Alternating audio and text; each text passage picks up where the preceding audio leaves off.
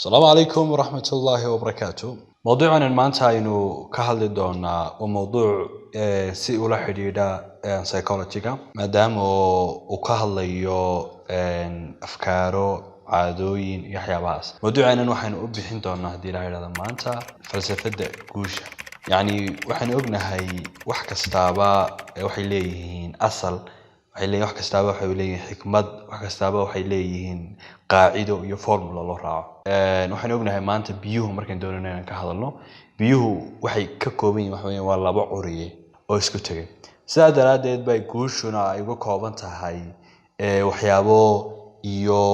iyo qaacidooyin iyo formulooyin loo raaco midna waan doonayaa inaan ku xasuusiyo daawade ma jirto wax la yiraahdo sirta guushu sir male laakiin waxay leedahay qaacido leedahay marka waxaan doonaynaa maanta inaynu ka hadalno maxay tahay falsafada guushu waxay noqon doontaa afar waxbay noqon doontaa afartaa waxa weeyaan waa wadada loo maro qofka soo doonaya inuu guusho waa maxay qofka waxa sameeya noloshiisa waxa sameeya guushiisa waxa sameeya micnaha uu sameeya waxa weeyaan kuwa fikradda yani qofka fikradaha ku soo dhaca ayaa keena qofku amba wuxuu ka fikiro ayaa keena wuxuu noqon doono marka koobaad waxa weeyaan waa afkaaraha qofku ku soo dhaca su'aalan kale qofku waxba ku fikray waxaan doonayaa waxa inaan noqdo waxa inaan gaadho waa fikradihii ka bacdi waxay noqonayaan ficilo ayay noqonayaan oo yani wixii aad ku fikirtay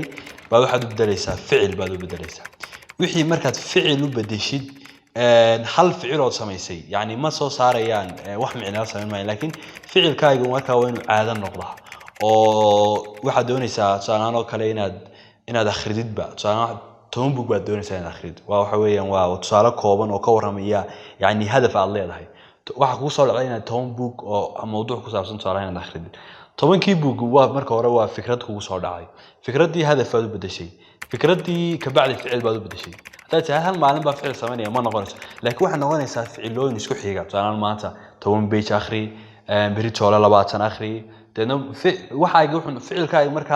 markuu joogto noqdo wuxuu isku bedelayaa caadadaadii iyaduna marka ay noqoto caadadaadii ka bacdi waxa isku bedelaysaa natiijo isku bedelaysaa markaad bilowdid inaad akhridid buugi oo waa ficilkii waad joogtaysay maalin kasta waad akhriday waxaad yeelatay caado wax akhris caadadii wax akhris waxay natiijo keenayaan maxay natiijo guuleed bay keenayaan oo yani inaad guul gaadhid oo heshid maxay aqoon inaad heshid oo mowduuca doonaysid si fiican aad uga dharagtid si fiican Allahumma salli ala Muhammad inaad aqoon ugu yeelatid mowduucaas inaad wax wanaagsan ka sheegi kartid wax ka wanaagsan iska qori kartid marka hadaba maxay tahay falsafada guushu marka hore waa afkaar qofka ku soo dhacda waxaad ogtahay halkan maanta taagan tahay waxa go'aamiye waxa weeyaan afkaarihii shalayto kugu soo dhacayay oo aad u bedeshay maxay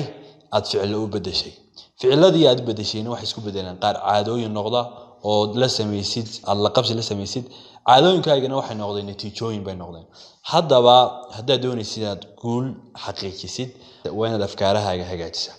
afkaarahaaga markaad hagaajisid waxa weeyaan ficiladaadu waa inay noqdaan qaar joogta haddii ficiladaadu noqdaan qaar aan joogta ahayn oo maalinba waxa weeyaan aad wax qabatid maanta waxbaad bilowday maanta waxaan akhriyaa waad iskaga tagtay wax kala tir waan qabanayaa waxay noqon doonaa wax qeerin ah yaci cood bay noqon doonaan marka si ay u suganto guushaadu ficiladaada waa inaad caado u bedeshaa haddii aanad ficiladaada caado u bedelin heli maysid natiijooyin marka mowduuceenan oo kooban awgeed waxaan ku soo afmeeri doonaa waxa weeyaan haddii guusha aad doonaysaa ay noqon weydo mid caada yani waxa doonaysid inaad noqotid waxaad doonaysaa inaad noqotid 5 sano ka bacdi waxaad doonaysaa inaad noqotid businessman waxaad doonaysaa inaad noqotid hogaamiye haddii waxa aad doonaysid inaad noqotid aad la noolaan weydo oo caado ku noqon weydo oo maalin kasta qaban weydo waxa weeyaan wax natiijo ma gaadhaysid hadaba falsafada guushu hadaan soo afmeero waxay isku xirantahay taas isku xirantahay haddii mid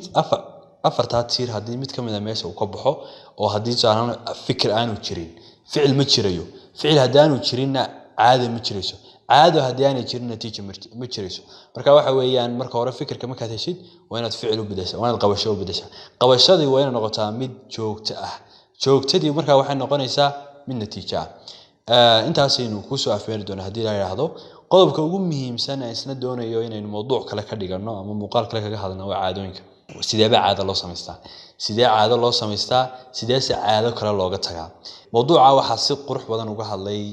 kala dhigay oo si psychology ahaan amba kasmanafeeda uga hadlay qoraaga la yiraahdo Charles